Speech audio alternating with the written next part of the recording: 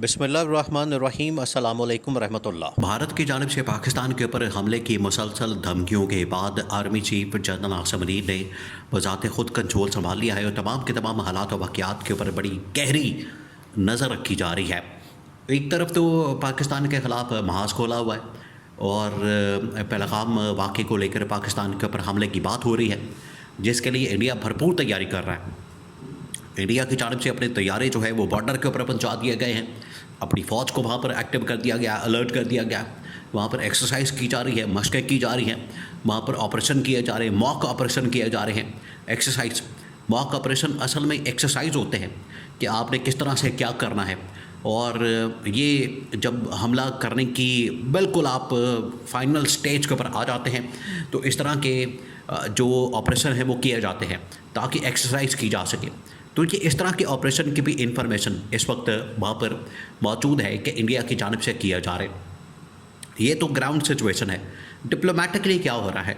Diplomatically Pakistan की जानिब से किस तरह से ऑपरेट किया जा रहा है और इंडिया क्या कर रहा है। देखिए, अगर इस गवर्नमेंट के ऊपर आपने रहना तो फिर आप समझें कि फिर पाकिस्तान तो कुछ नहीं कर सकता। गवर्नमेंट की जानिब से तो कोई एफ़र्ट, गवर्नमेंट की जानिब से कोई ऐसा काम नहीं किया जा रहा जो कि पाकिस्तान के फ़ायदे में हो, मफाद में हो। इसी वजह से जनरल आसिम ने बज़ाते ख़ुद एक तो डिप्लोमेटिक फ्रंट भी संभाला हुआ है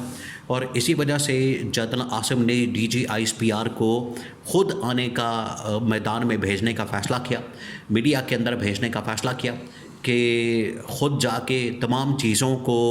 हैंडल करो, एक्सप्लेन करो, आवाम को आगाह करो, पूरी दुनिया को आगाह करो कि भारत क्या कर रहा है, उसकी जानिब से क्या इक़दामात किए जा रहे हैं और पाकिस्तान के अंदर वो किस तरह से दहशतगर्दी की कार्रवाइयाँ करता है। ये जनरल आसिम ने बाद में ख़ुद DGISPR को कहा और अपनी टीम को कहा, अपने लोगों को कहा कि आपने जाके कंट्रोल संभालना है, आपने जाके ये सारे मामलात करने हैं और पूरी दुनिया के हवाले से ऑपरेशन करना है, पूरी दुनिया को इस हवाले से आगाह करना है। तो एक तो मीडिया के ज़रिए से पूरी दुनिया को आगाह किया जा रहा है, दूसरी जानिब बैकडोर चैनल के ऊपर डिप्लोमेसी इस वक्त जारी है और इस वक्त बहुत बड़ी ताकतों के साथ पाकिस्तान इंटरेक्शन कर रहा है। और डिप्लोमेटिकली इंडिया ने जिस तरीके से दुनिया के अंदर मुख्तलिफ़ ममालिक के साथ बातचीत की, इंडिया ने तो असल में सारा झूठ फैलाया। इंडिया की जानिब से तो बिल्कुल झूठ फैला के प्रोपेगेंडा किया गया, कैंपेन चलाई गई, मुहिम चलाई गई और न्यूयॉर्क टाइम्स ने तो उसका भांडा फोड़ दिया। न्यूयॉर्क टाइम्स ने तो उसकी हकीकत बता दी। देखिए, न्यूयॉर्क टाइम्स का तो पाकिस्तान के साथ कोई ताल्लुक़ नहीं, तो उसने बता दिया डिप्लोमेटिकली इस वाक़े के ऊपर नरेंद्र मोदी की जानिब से क्या पॉलिसी बढ़ाई जा रही है या वो क्या कह रहा है, दुनिया के सामने क्या रख रहा है। उनके पास ना कोई हकीकत है, ना उनके पास कोई एविडेंस है, ना सबूत है, तो दुनिया के सामने तो वो सिर्फ कहानी बयान कर रहा है। जबकि पाकिस्तान ने फिर दुनिया के सामने असल हक़ाइक़ रखे हैं और असल हकीकत से, असल पिक्चर से उनको आगाह किया। पहले तो एक वन साइडेड पिक्चर के ऊपर कोई नहीं यकीन करता। आपने दोनों पार्टियों को सुनना होता है। इंडिया की बात सुन के तो दुनिया उसकी बात के ऊपर मान नहीं जाएगी या सिर सुट के उसकी बात को तस्लीम नहीं कर लेगी और ये नहीं कह देगी कि ठीक है इंडिया ने जो कह दिया, बल्कि जो पाकिस्तान की साइड से भी जो पिक्चर है उसको भी वाज़ेह किया जाए, उसको भी देखा जाए, उसको भी परखा जाए और इंडिया के तमाम इल्ज़ामात को रद्द करने के लिए, उनको रिजेक्ट करने के लिए पाकिस्तान अब मैदान में उतरा है और इसी तरह की आलमी ताकतों को इंगेज करने का फ़ैसला किया। सबसे पहले तो जो 60-70 ममालिक को जिन्हें ब्रीफिंग दी गई है इंडिया की जानिब से, जिनको इंडिया ने बाकायदा ब्रीफिंग दे के उनको इन्फॉर्म किया इस वाक़े के मतलब और पाकिस्तान के इन्वॉल्वमेंट और मुलविस होने के मतलब, इंडिया ने उनके सामने जो झूठा प्रोपेगेंडा किया, पाकिस्तान ने तो सबसे पहले उन ममालिक को आगाह किया, उन ममालिक को इस हवाले से बताया कि पाकिस्तान का इसमें कोई रोल नहीं है, कोई किरदार नहीं है, न पाकिस्तान इसके अंदर मुलविस है, न पाकिस्तान इसके अंदर इन्वॉल्व है। सबसे पहले तो उनको आगाह किया और ये सारा कुछ इस्टेब्लिशमेंट के कहने पर आखिरकार ये किया गया। देखिए, गवर्नमेंट को हालांकि ये बज़ाते ख़ुद इस तरह के इक़दामात और स्टेप्स लेने चाहिए थे। गवर्नमेंट को बज़ाते ख़ुद मैदान में आना चाहिए था और आके ये जो इंडिया की जानिब से, नरेंद्र मोदी की जानिब से, भारत की जानिब से ये जो इक़दामात किए जा रहे हैं उनको काउंटर करना चाहिए था। लेकिन क्योंकि ये पाकिस्तान के अंदर ही इंतकामी कार्रवाइयों से बाहर नहीं निकलते, दुनिया इनको क्या नज़र आनी है या दुनिया के सामने ये किस तरह से काम कर सकते हैं, इनको तो अपने यहाँ के मामलात से निकलने की फुर्सत नहीं है, तो दुनिया के अंदर ये क्या करेंगे। तो जनरल आसिम ने इनको डंडा दिया, जनरल आसिम ने अपनी टीम को एक्टिव किया, उसके बाद ये सारा कुछ हुआ है। तो पहले तो उन ममालिक को आगाह किया गया, उनके सामने तस्वीर का दूसरा रुख रखा गया, उनको क्लियर पिक्चर बताई गई, दिखाई गई कि पाकिस्तान का ऐसा कोई ताल्लुक़ नहीं। दूसरा ये कि दो बड़ी आलमी ताकतें, एक तो अरब ममालिक को आगाह किया गया जिसमें क़तर, कुवैत, UAE, सऊदी अरब,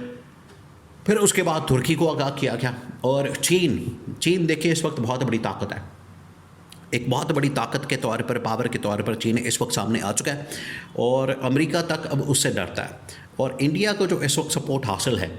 बातों में, तो ये सिर्फ बातों की हद तक है, क्योंकि जब ये मसला पड़ जाता है 2019 के अंदर, ये जो मसला पड़ा था, तो इंडिया को तो ठीक ठाक क्लास की गई, इंडिया की, वो अमेरिका ने भी उसको ठीक ठाक उसकी क्लास की,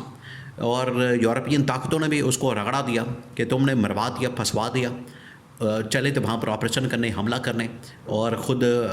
वहाँ पर अपने जहाज़ गिरवा के, अपने फ़ौजी मरवा के तो आ गए हो, अब हमसे किस किस्म की सपोर्ट मांगते हो, अब जाओ जाके माफ़ियाँ मांगो और ख़ुद ही बात को हल करो, हैंडल करो।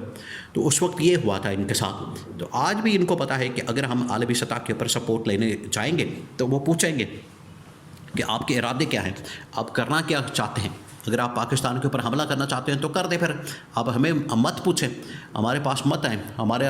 इसके साथ कोई ताल्लुक़ वास्ता नहीं है, हमारा साथ आपका कोई लेना देना नहीं है। इसके बारे में मोदी को, भारत को आगाह कर दिया गया, उनको बता दिया गया कि आपने अपने ताई अपने सर पर यह सारा कुछ करना है।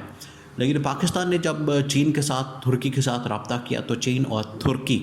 ये दोनों की फ़ौजें इस जिहाद के साथ पाकिस्तान के साथ मिलने के लिए तैयार हैं, कि हम बिल्कुल तैयार हैं पाकिस्तान के साथ काम करने के लिए, पाकिस्तान की सपोर्ट करने के लिए, और पाकिस्तान के साथ मिलकर इंडिया की फ़ौज के साथ लड़ाई करने के लिए बिल्कुल तैयार है। देखिए, इंडिया का चीन के साथ तो वैसे ही क्लैश रहता है, चीन के साथ तो लड़ाई रहती है, चीन के साथ तो उसका फड्डा रहता है, और चीन के साथ उसकी लड़ाई बहुत सारे महाजों के ऊपर, लद्दाख के ऊपर और गलवान के ऊपर हो चुकी हैं। तो चीन को तो पता है कि किस तरीके से इनका मुकाबला करना है, तो वो पाकिस्तान के साथ मिलकर अब इंडिया को मुकम्मल सफ़ा हस्ती से मिटाना चाहते हैं।